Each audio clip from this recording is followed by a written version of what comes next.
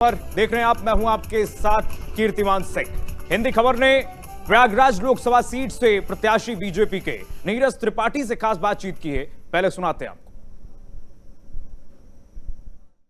Lok Sabha seat से BJP प्रत्याशी नीरज त्रिपाठी जी हैं हमारे साथ। हम उनसे जानेंगे और बात करेंगे कि इस बार बीजेपी किन मुद्दों पर चुनाव लड़ रही है और प्रत्याशी नीरज त्रिपाठी जो हैं वो किन मुद्दों पर चुनाव लड़ने जा रहे हैं। नीरज जी, बहुत बहुत स्वागत है आपका हिंदी खबर में। किन किन मुद्दों पर इस बार आप चुनाव लड़ेंगे? देखिए, मुद्दा सिर्फ विकास का है। हम सिर्फ विकास के मुद्दे पे चुनाव लड़ रहे हैं। हमारा मूल मंत्र है कि सबका साथ, सबका विश्वास और सबका विकास, और हम ये चुनाव भी विकास पर लड़ रहे हैं।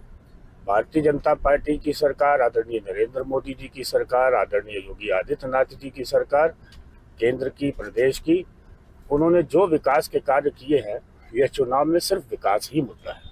कहाँ कहाँ आप विकास करने की इस बार सोचेंगे? क्योंकि बहुत ऐसी जगह है जहाँ पर लोग कह रहे हैं कि विकास नहीं हुआ, विपक्ष कह रहा है विकास नहीं हुआ, तो आपकी नजर में ऐसे कौन कौन से एरिया हैं?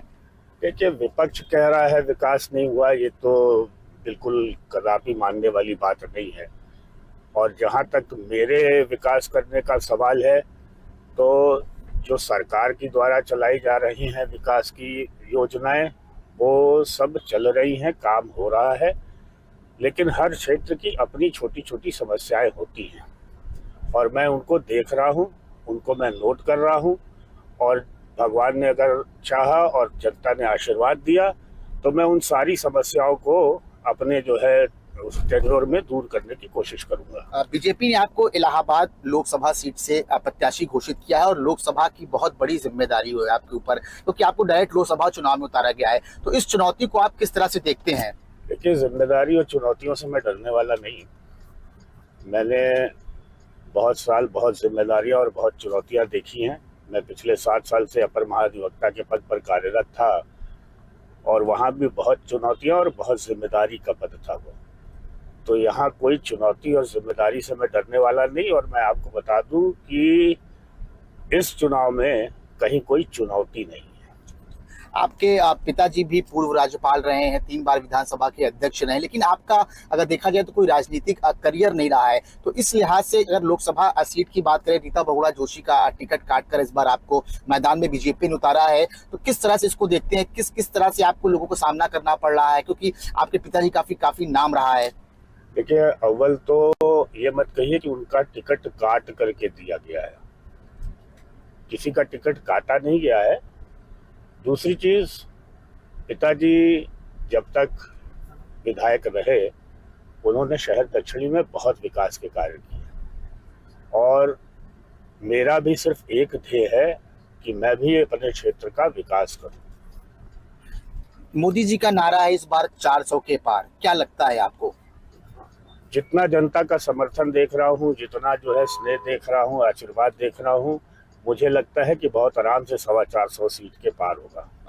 आपके सामने इस बार चुनौती उज्जवल रमण सिंह की है, वो भी काफी कद्दावर नेता रह चुके हैं और उनका क्षेत्र में काफी नाम है, तो उनको किस तरह से अपने आप चुनौती मान रहे हैं? देखिए, मैं उनको चुनौती कदापि नहीं मानता।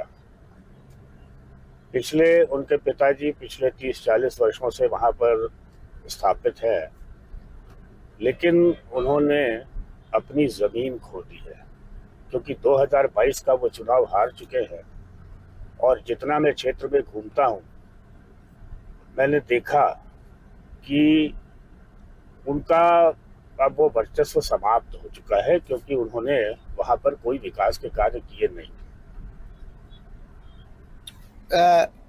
नीरज जी, एक बात बताइए, जिस हिसाब से आप ग्राउंड रिपोर्ट जा रहे हैं, ग्राउंड कर रहे हैं, काफी जगह जा रहे हैं लोगों से, किस तरह से आपको समर्थन मिल रहा है?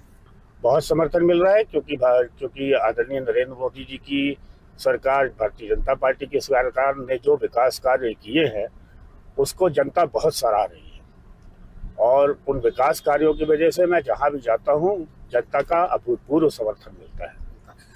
नीरज जी, आप नए प्रत्याशी हैं बीजेपी की तरफ से और पहले प्रत्याशी हैं, क्योंकि इतनी बड़ी लोकसभा सीट का आपको उम्मीदवार बनाया गया है, वो भी इलाहाबाद से। अगर रीता बहुगुणा जोशी के कार्यकाल की बात करें तो आप उनके कार्यकाल में और आप जो कार्यकाल अगर आपका उसमें क्या फर्क देखेंगे, क्या योजनाएं बनाएंगे आगे चल के आप? ये तो आपको आगे पता लगेगा कि मैं आगे क्या क्या करता हूँ, लेकिन मेरे दिमाग में भी, मेरे अंदर भी कुछ योजनाएं हैं वहाँ की। जैसे वहाँ के औद्योगिक क्षेत्र के लिए, वहाँ पर स्वास्थ्य के लिए, वहाँ पर शिक्षा के लिए कुछ मेरे दिमाग में योजनाएं हैं जो मैं वहाँ देख करके बना रहा हूँ, और जनता का आशीर्वाद रहा तो मैं उनको पूरा जरूर करूँगा। नैनी क्षेत्र की अगर हम बात करें तो वहां पर काफी विकास रुका हुआ है। आपने कई बार कहा था कि मैं वहां सबसे पहले काम करूंगा, तो नैनी क्षेत्र का विकास आपके दिमाग में चल रहा है क्या? जी बिल्कुल, मैंने अभी कहा ना कि औद्योगिक क्षेत्र का विकास मेरी एक प्राथमिकता है, और जब नैनी क्षेत्र का विकास होगा, वैसे तो विकास कार्य वहाँ चल ही रहे हैं जो सरकार के हैं, लेकिन मेरी प्राथमिकता है औद्योगिक क्षेत्र के विकास की।